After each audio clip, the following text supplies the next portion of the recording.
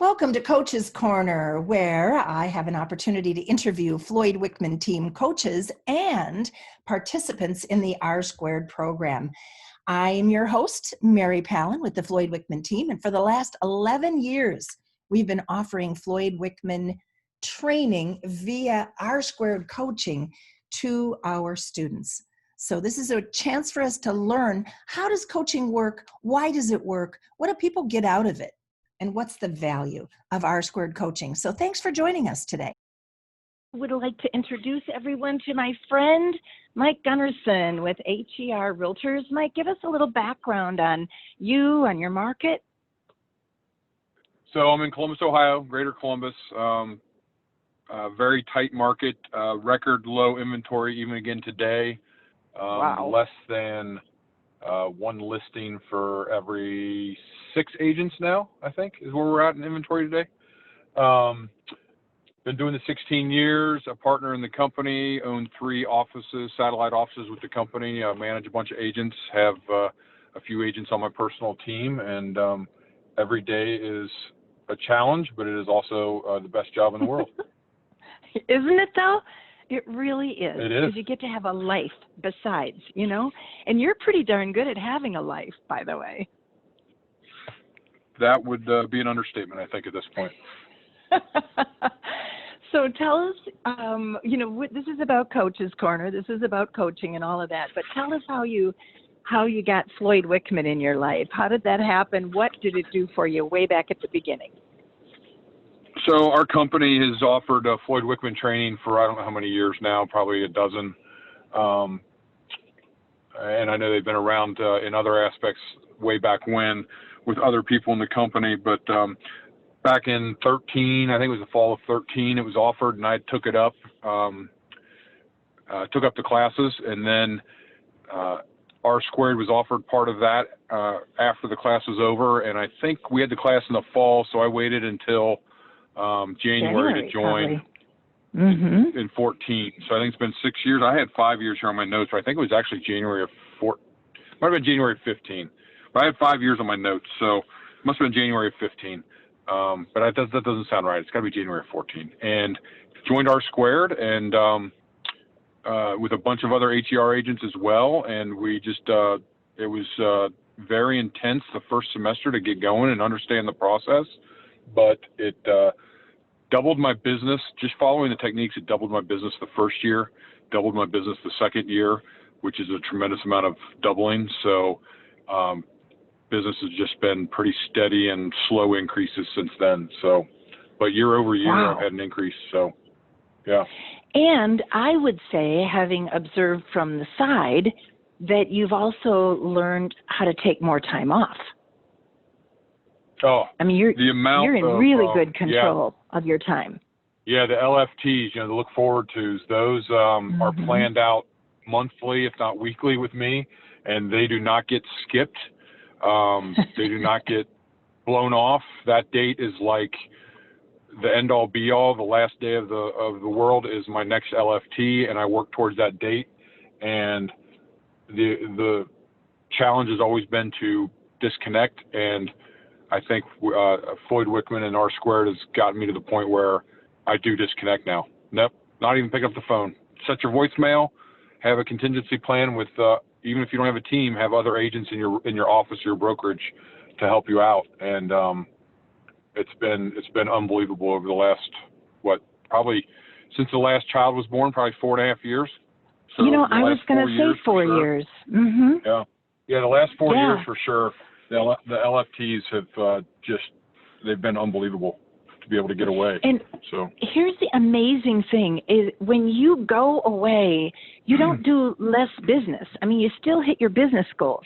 You don't even have to be working during that time, and you come back with a backlog of stuff to do. And how many days did you work this July?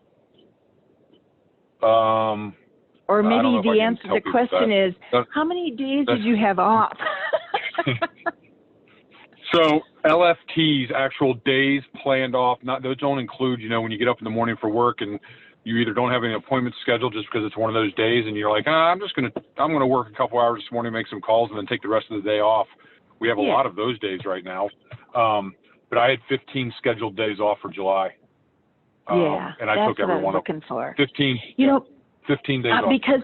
Because how many people are struggling and struggling? They're on this hamster wheel and they're just working and working and working, and they don't have a look forward to date.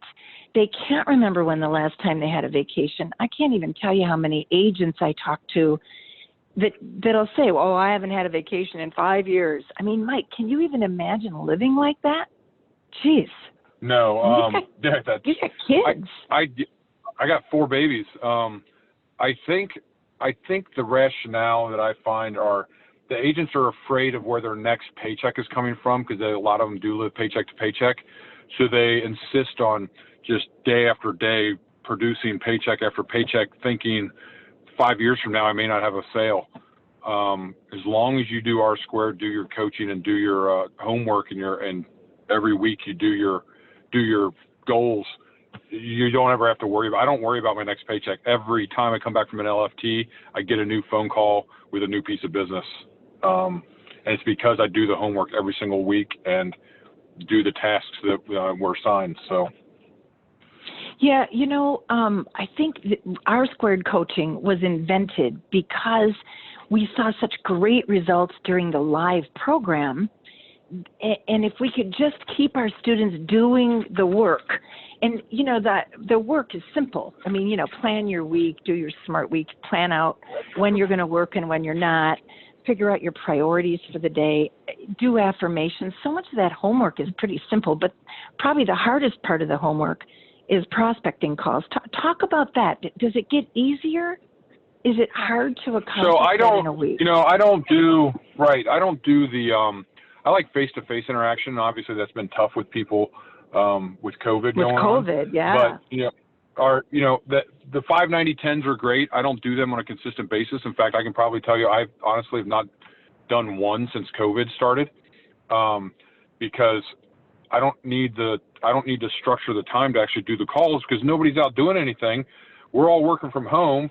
Unless you're sitting around watching TV, you should be picking up the phone and just making phone calls. So I just went back and started calling previous clients to talk about COVID and what's going on, and everybody's very receptive. People will call you back.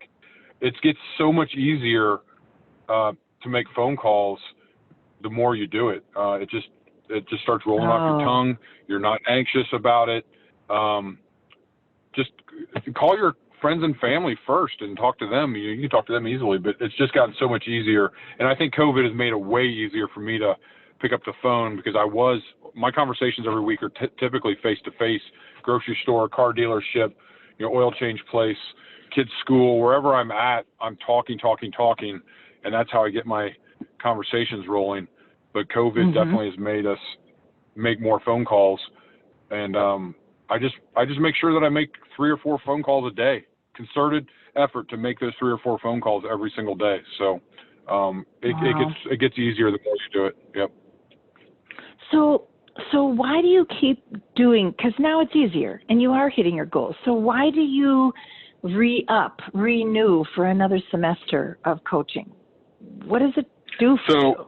Yeah, it keeps me focused every single week. We don't have a boss other than maybe your significant other breathing down your neck every week. And the last thing I want is my wife breathing down my neck, wondering where the next paycheck comes from. As long as the money flows, it's happy house. So I need somebody. I really need somebody to keep me on task, especially since I do vacation so much with the kids. I need those weekly tasks to keep me focused. On my top 5 every week, or my train the brain. Train the brain is one of the best things. You guys talk about training the brain every day, and one of the first things you don't do is pick up your phone first thing in the morning. Well, my train the brain is picking up the phone the first thing in the morning and doing some sort of affirmation, reading some kind of Bible verse, or doing something to get my brain motivated and stimulated in the morning. And I look forward to that Friday call to tell everybody what I've done all week. And, a lot of times on that call, I don't have an Ask the Experts or a Creative Techniques. It's more of, hey, this is what I did this week. This is why I was productive this week. This is why I can take an LFT next week. that is sort of operative techniques, but I think I can show people easier on that type of a call or that kind of a suggestion that, hey, this is what I do every week and I'm very productive. So, it's not that hard to get it done in this business if you just work every single week and follow R squared tasks that we have. Yeah, sometimes I think a week can go by without that Friday checkup from the neck up. A week could go by without you doing the stuff, and then another week goes by, and all of a sudden you're way behind. And you sort of, the people on your team really look up to you, Mike, and they really expect that you're going to have some successes, and you inspire them. I want to be like Mike Gunnarson. Have you been on the same team the whole time? Or is it the same people on your team? Tell me about that. No. So, we switch up. There's probably been a core of, let's say it's been 5 years I've been on there, so that's 10 semesters of class. I would say 80% of that, I probably had one or two people that have been with me the whole time.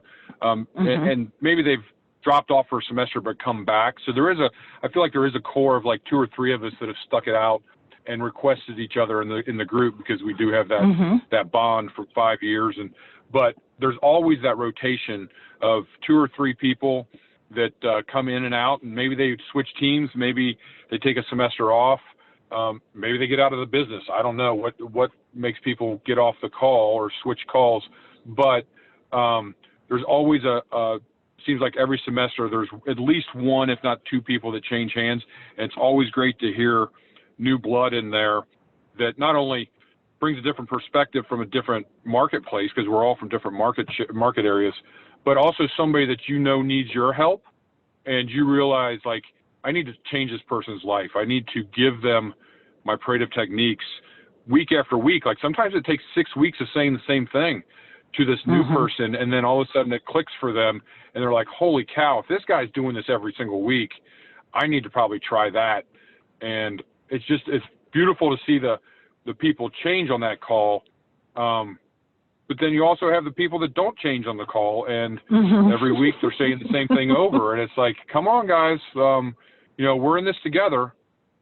You need to take the advice from your coach and your peers and maybe implement some different strategies to be successful. So, no, it's always changing. It's great to hear new perspectives on the call. So there is a brand new agent on your call, and she came to the call, asked for FSBO advice, got the FSBO advice, and then called me like 24 hours later and said, I got the listing. And Mike, you don't know this, but I just got a text from her today, and she said, I now have 2 in my inventory. So here she is. She's been selling, like 23 days or something. She's got 2 listings, and one of them's a FSBO. So pretty cool. Tell me a story, something that the group changed or solved for you or for someone else. There was one that just fell out of my head here as we were talking about that, but have you got one? Something that the group changed or solved for you was Ron Davenport. He's been kind of my mentor. I think he's kind of not a father figure, but kind of me at age 75, I guess. That's what I look forward to. An LFT is I look forward to being Ron. I don't look forward to be selling real estate at 75 like he is. I'm not on that path, but the way that he goes about his selling strategies and his LFTs, and I want to do that when I'm 60, not when I'm 70. So from maybe 60 to 65 have that plan, but he's at the 70 to 75 age range doing it. And that he really opened up my eyes with the LFTs. I don't know how one call 2 years ago maybe, and he was like, see you guys next semester. I'm going to be gone for 6 months because it seems like the fall semester he takes off every other year, just a vacation. And he's like, I'm out. I've sold X amount of dollars this year. I've made my financial goal. I'm going to go on and vacation and enjoy the family. And I think listening to him and the way he goes at the business really changed my thought process on, time and family. I'm not, if I only make $50,000 next year, that's all I'm going to make. But if I spent, 25 weeks on vacation with the family, that's worth making 50 grand. It's just, I got to have this balance. And Ron Davenport definitely showed me the balance, and that you can actually do this and enjoy your life and enjoy vacations. So.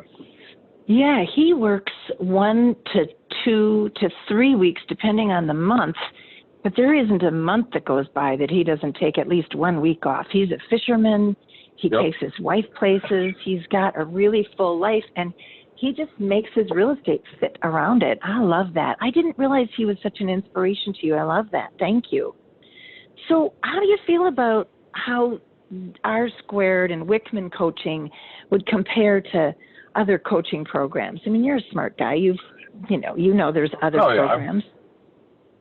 So I feel like the personal touch and the personalization that you guys bring to the calls and the access to the coaches.